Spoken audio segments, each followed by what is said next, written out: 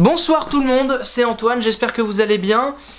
Et aujourd'hui on va parler du match qui vient de se terminer, enfin non il vient pas de se terminer, j'ai pris un peu de temps de réflexion pour vous parler du Real PSG.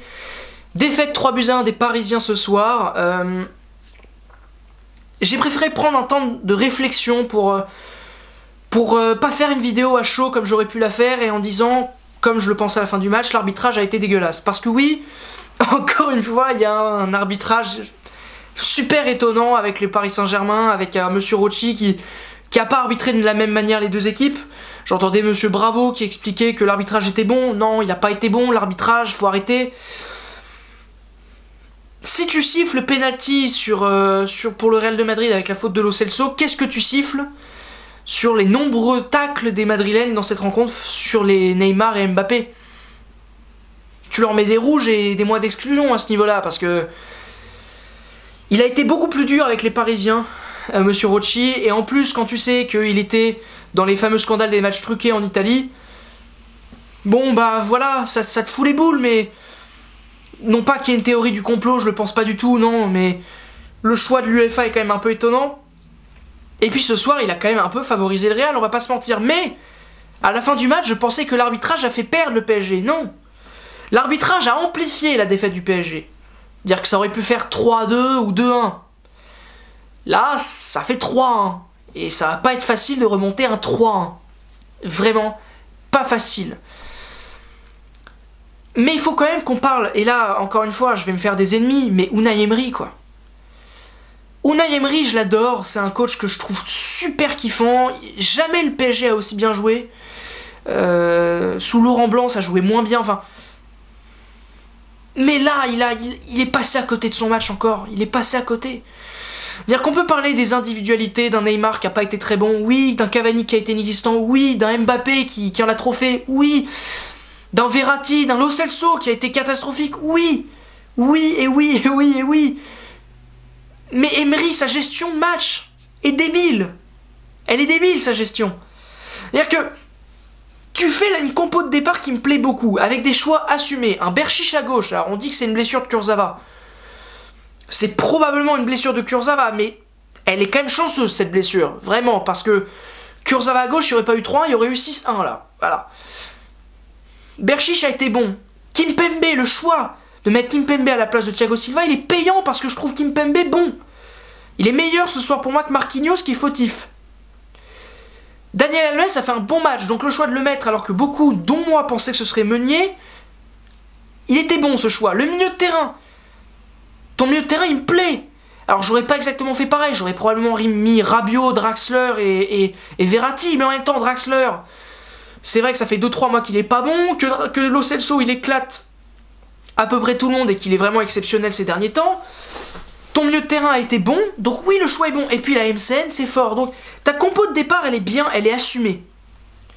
Mais alors tes changements mon pote, mais on n'a pas vu Di Maria ce soir.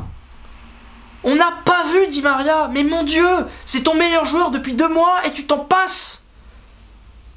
Alors que lui en plus, il aurait été super heureux de retrouver le Santiago Bernabéu, ça aurait été un truc de ouf, il aurait très bien joué. Parce que le choix qu'il fait, hein, alors que le PSG est bien dans la rencontre, se fait un peu dominer, c'est vrai, en deuxième mi-temps par le Real, mais ils sont bien. Ils sont bien. Tu fais rentrer Meunier à la place de Cavani. Mais quelle bêtise! T'as Lo Celso qui est mauvais tout au long du match, tu le sors pas. Tu sors Verratti qui a pas été brillant, mais qui est moins pire, bien moins pire que Lo Celso, qui a un peu plus d'expérience en plus. Rabiot en fin de match, il est fatigué. Hein, il court moins vite. Tu le laisses sur le terrain.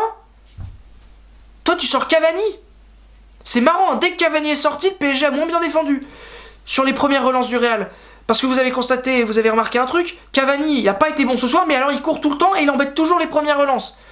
C'était une plaie pour les Madrilènes de sortir quand il y avait Cavani. Dès qu'il n'y a plus Cavani, le pressing est moins fort, bah forcément tu défends moins bien et le Real arrive plus vite dans ta surface. C'est assez logique. Clairement, en plus tu fais rentrer Meunier, les 2 buts du Real en deuxième mi-temps, il passe par son côté. Non, très bonne rentrée, très bonne idée. Et surtout, tactiquement c'est déjà pas bien malin. Mais quel message t'envoie Zidane? Zidane, lui, ses changements, c'est, tiens, je sors Benzema pour mettre Bale. Waouh!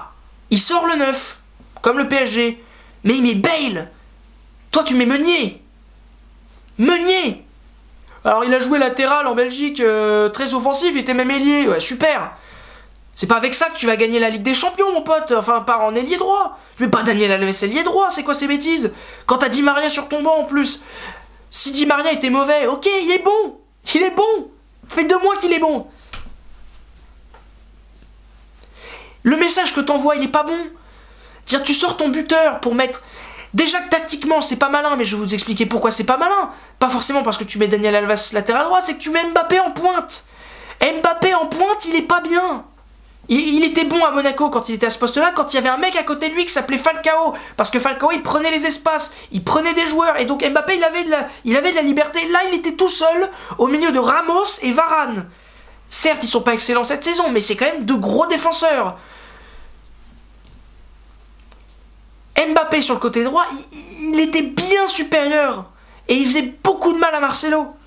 Marcelo, je sais pas si vous l'avez remarqué, mais en deuxième mi-temps, il a pris tous les espaces qu'il voulait et il est monté comme un malade. Le 3e but qu'il met, il est dans la surface de réparation. Parce qu'il a pas peur du contre du PSG, il a pas peur. C'est Daniel Alves derrière. C'est pas Mbappé, c'est Daniel Alves. Le choix de Meunier, c'est... Le message que t'envoies, c'est... Bon, je vois que tu me fous la pression, Madrid.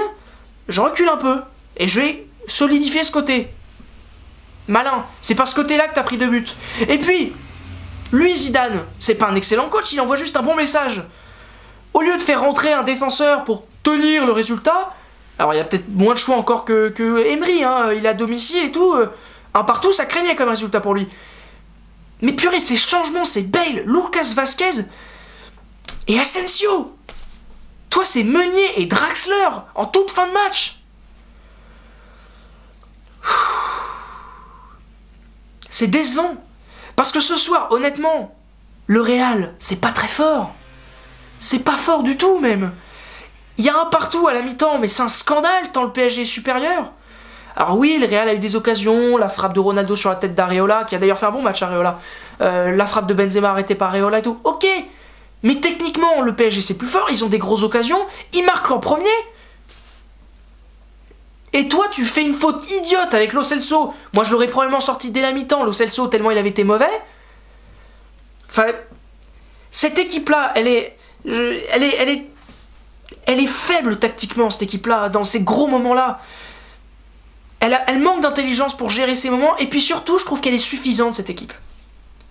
Elle est suffisante parce qu'un Neymar ou un Mbappé ce soir, ils ont joué comme ils jouent face à Dijon. C'est ce que disait Rabiot d'ailleurs en fin de match, et je terminerai là-dessus. Rabiot en fin de match, il dit ouais, c'est bien dans mes 8 face à Dijon, mais le plus important c'est de gagner maintenant. Neymar et Mbappé, ils ont joué comme face à Dijon. Pareil, sauf que c'est pas Dijon en face. Oh là là, on dirait Stéphane Guy. C'est pas Dijon. C'est pas Metz. C'est le Real de Madrid. Enfin bon, voilà, je vais essayer de me calmer un petit peu, dormir. Merci beaucoup d'avoir regardé cette vidéo. Et à la prochaine, tout simplement à demain pour les matchs de Ligue Europa, en espérant que les clubs français aient plus de réussite demain. Ciao.